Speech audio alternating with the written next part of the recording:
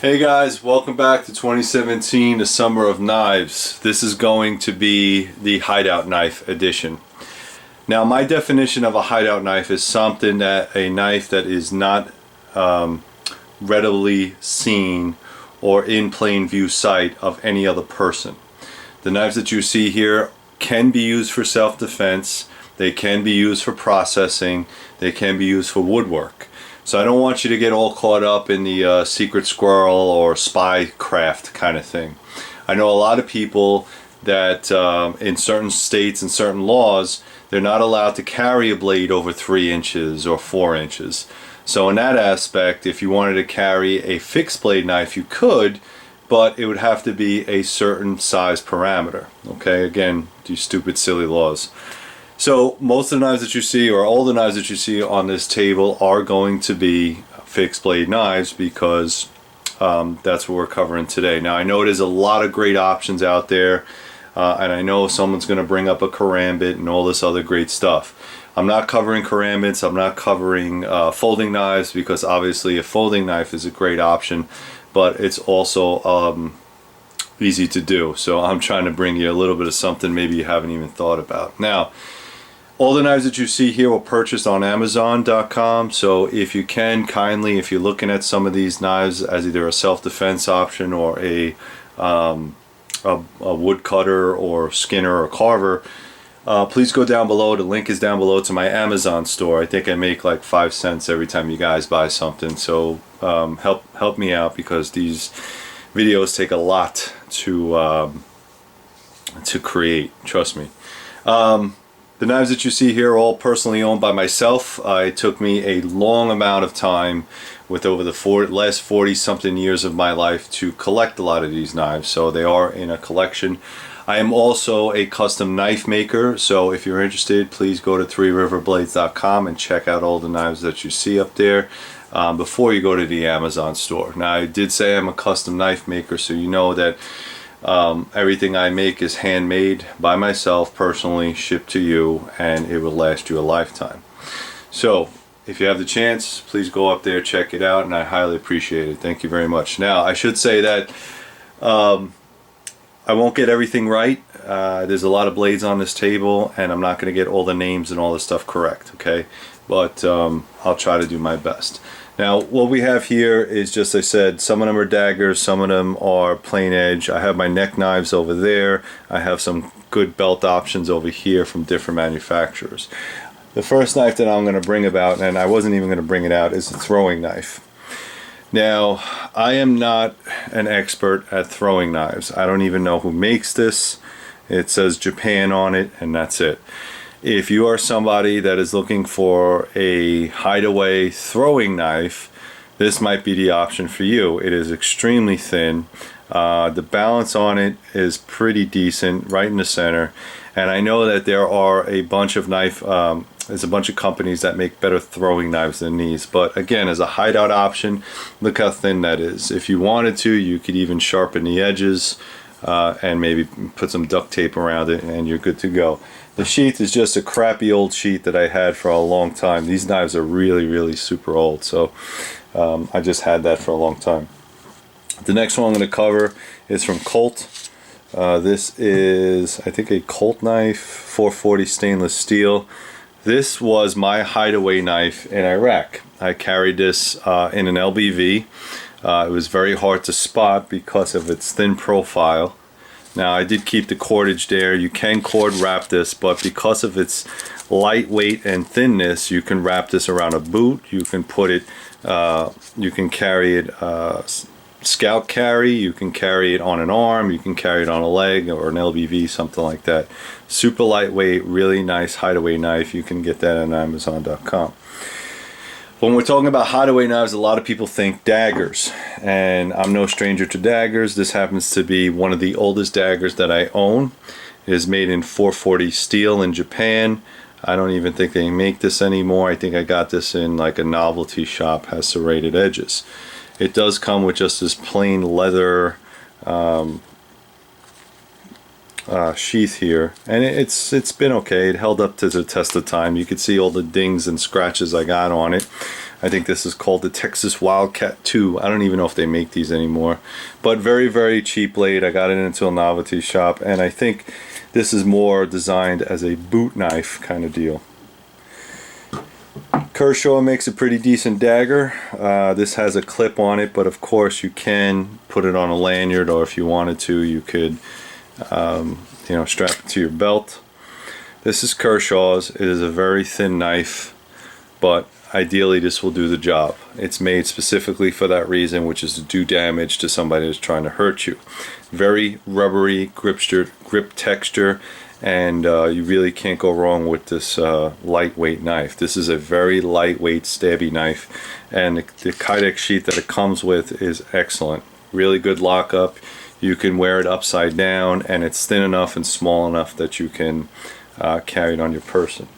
Now, I will say that again, I'm not trying to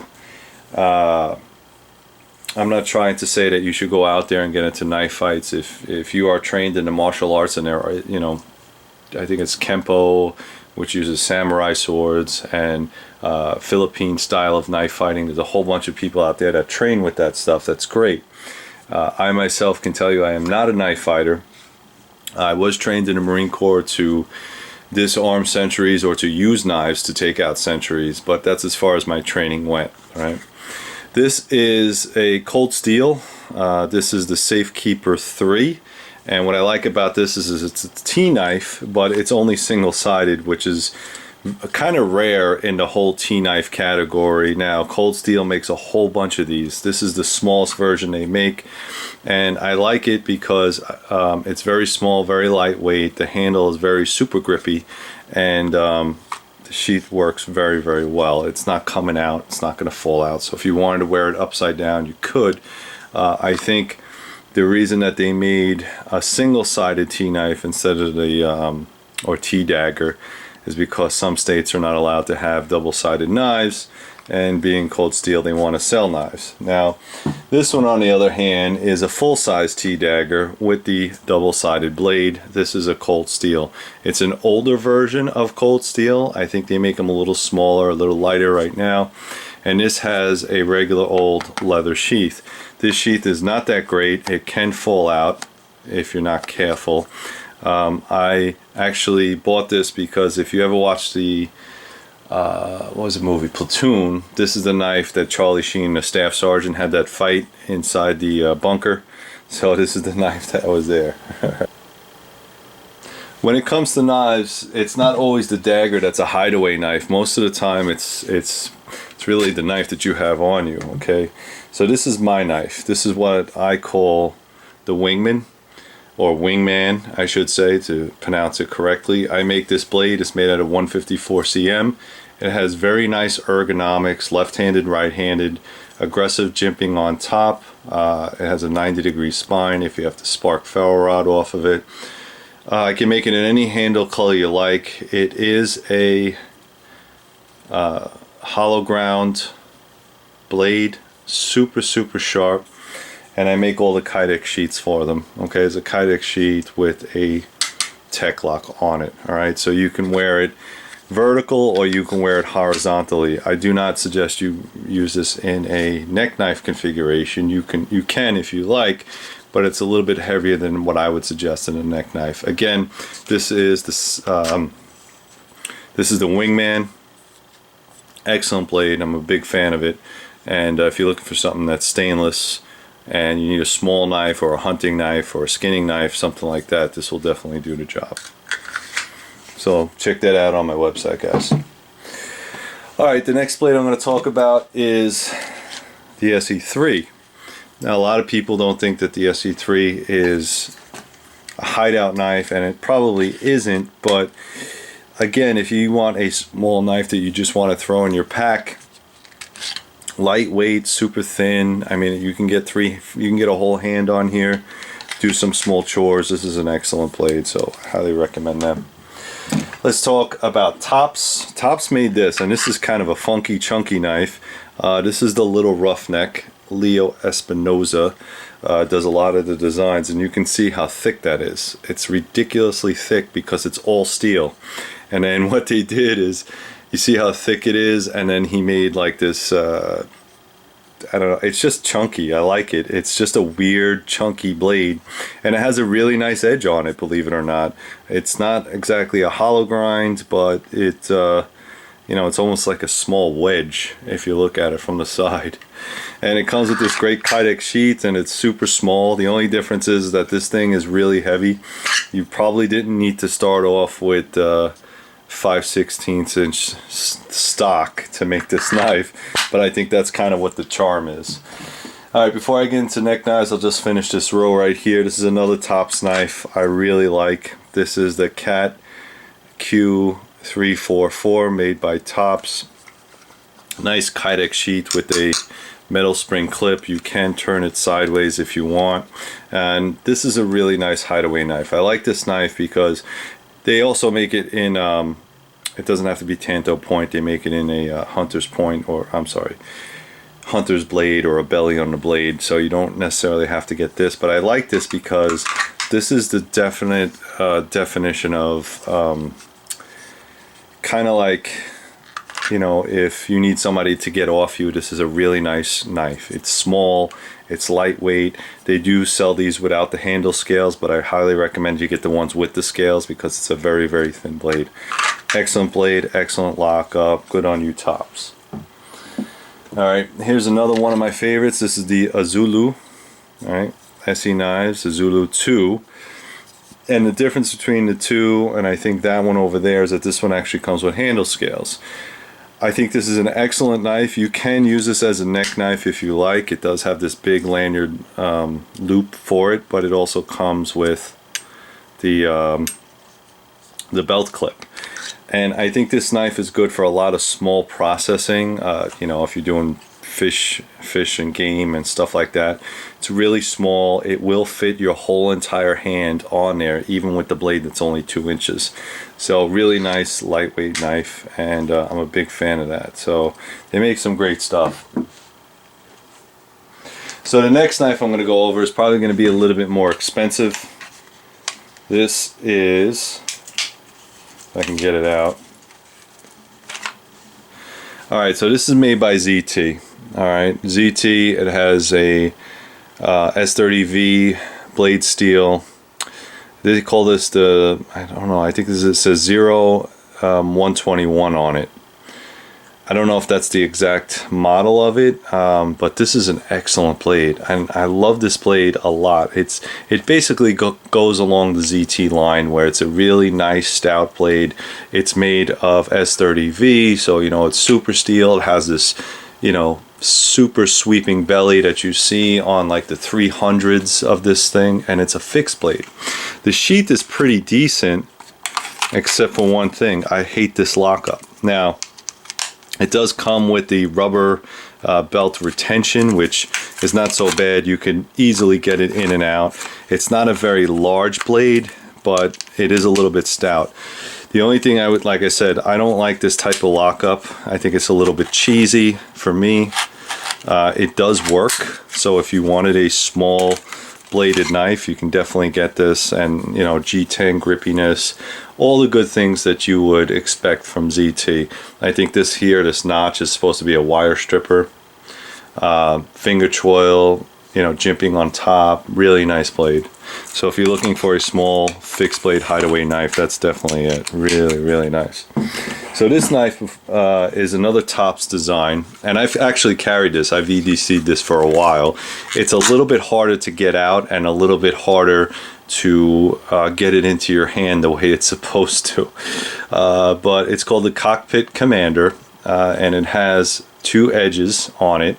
So you have the top edge, swedge is sharpened, and then you have the bottom edge right here.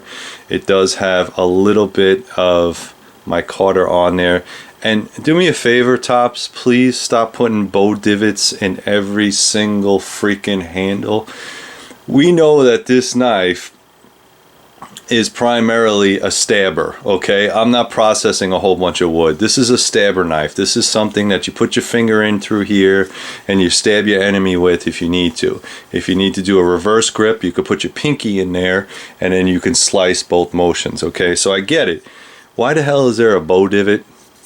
I'm not making fires with this damn knife. I'm using, you know, hey, to each his own, whatever. If you guys like the bow divot on the knives, fine, but it's not necessary on this knife. It does come with a spring clip, and you can rotate it, so if you want to wear it in a cross draw, you can. The next knife was designed sort of like the TDI. It is a collaboration.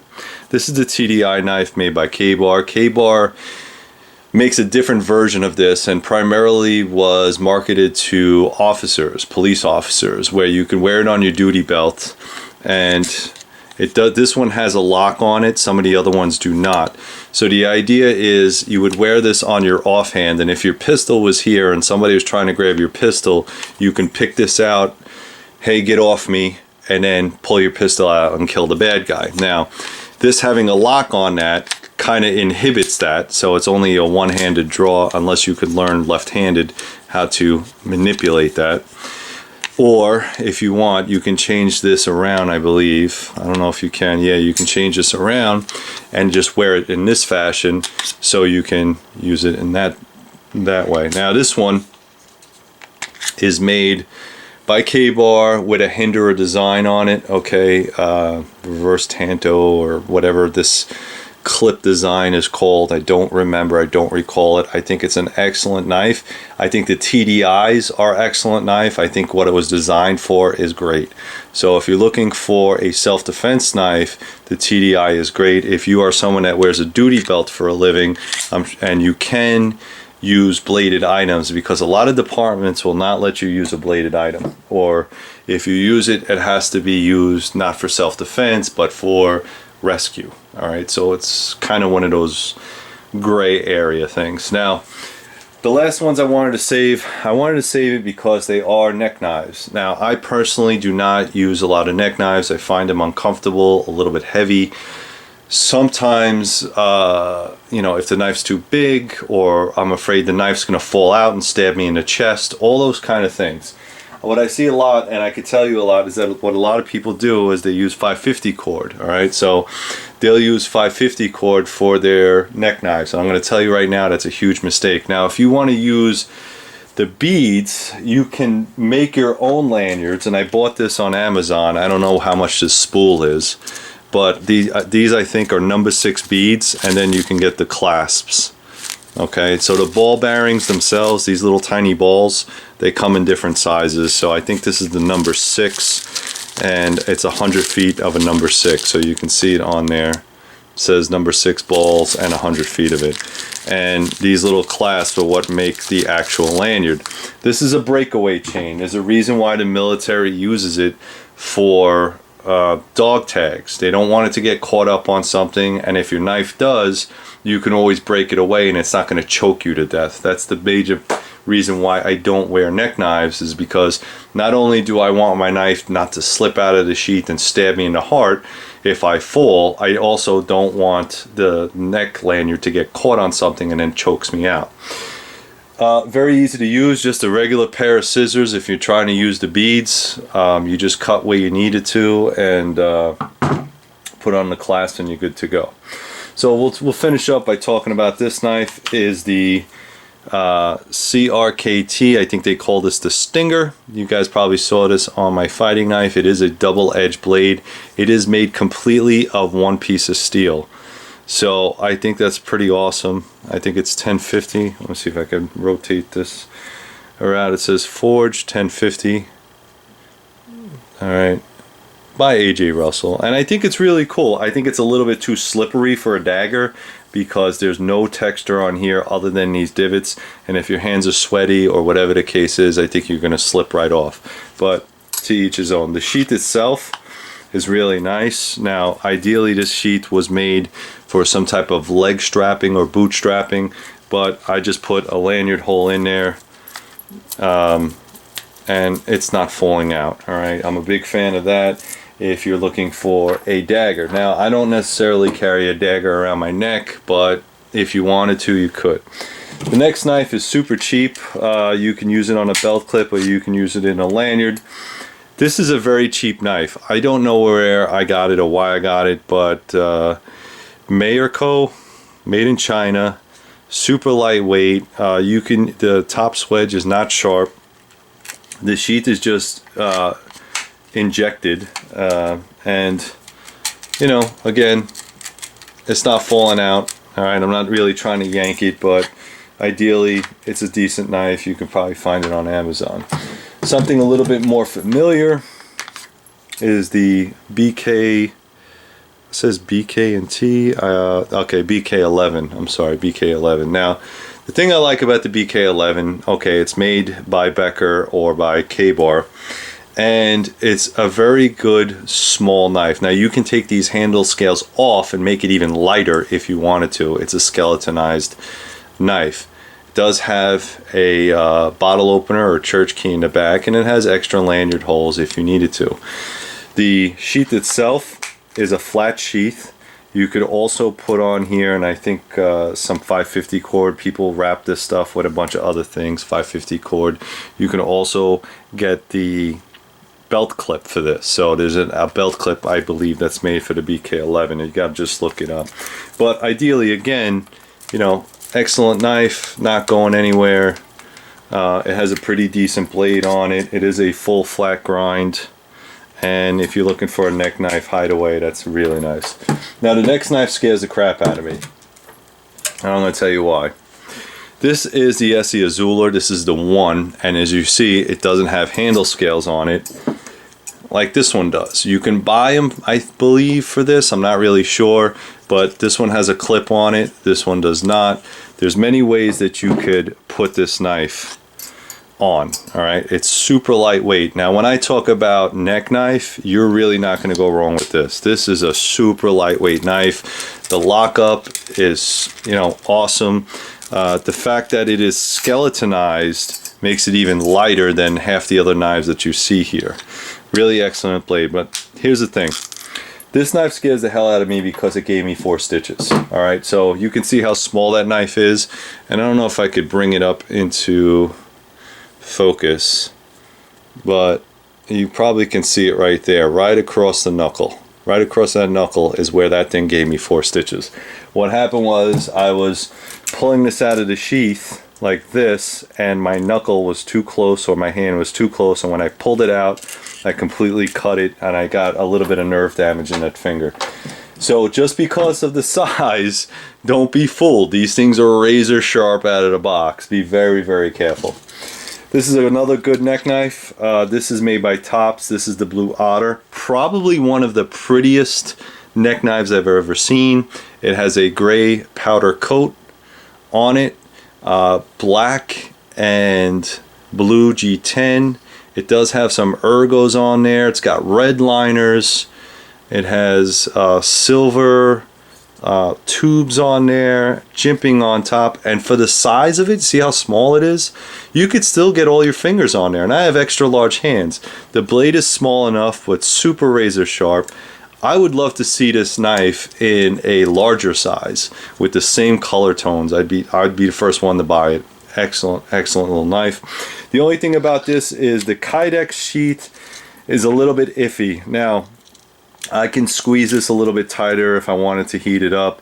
It does come with a belt clip. And by the way, all these lanyards that you see, or the ball and chain, as it were, did not come with this knife. I had to make them with that spool. So you're not going to get them free with the knife if you see the knives here. So like I said, this is just a friction fit. So this might come out. Maybe not. Maybe if I really yank on it. So far so good. I think this is an excellent knife. Like I said, it's called the Blue Otter by Tops, and you know I'm a big fan of Tops. The last blade I'm going to cover is my own personal blade. Now, I started making these blades probably the first run. I only have one more left, and if you're interested, you have to go to the website. Under where it says available now, there's one in satin finish, not blue finish. Alright, this is called the Talon. And the reason I created the Talon is because I wanted a hideaway knife. I wanted something that was small enough, but yet hefty enough to do all the major chores. This one is gun blued. It does have my name stamped in it. It is a hollow grind, so it's great for slicing. You can use it in a self-defense maneuver if you want. So you can stab with it. You can use it as a skinner. You could process some wood if you needed to. So it has a lot of different features just in this little simple design. I did hollow out the handle to make it a little more lighter, a little bit more wieldy, because this is a 1/4 of an inch thick, and it's 1095 steel, so it's going to be a little bit heavy. The sheets on them I have to make myself. They're a little bit harder to make, but I mean, once this sucker's in there, it's not coming out. Alright, it's not coming out. And the thing that I did with this, because I'm making my own sheath now, is I added a drip hole, and you can get different belt options. So it doesn't have to be just a neck knife. You can put this in your pocket like a wallet and just pull it out.